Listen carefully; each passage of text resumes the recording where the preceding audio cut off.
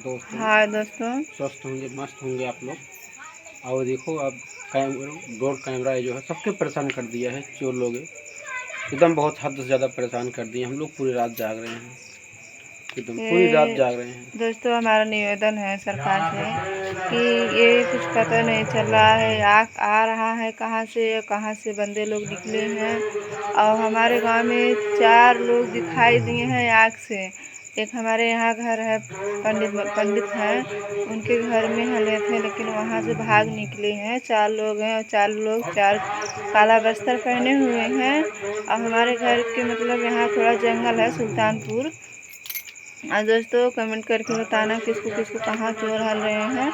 और यहाँ देखो नारा लग रहा है, माइक लगा हुआ है कि जागते रहो सब लोग, मतलब जागते रहो, सोते रहो, व्यस्त रहो।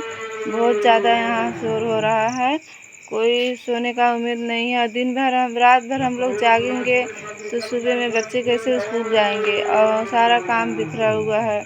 और दोस्तों लोग आप सुनते रहना। देखो आवाज़ कहाँ से कितना आ रहा है। देखो हमारे दादा हैं, चिल्ला रहे हैं जागते रहो।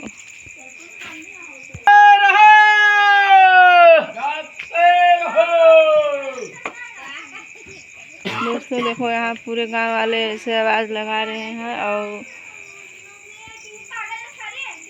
आप लोग सो रहे हैं कि जाग गए, आप लोग बताना। टाइम काफ़ी हो रहा है दोस्तों, 2 बज गया है, अभी कोई सोया नहीं है।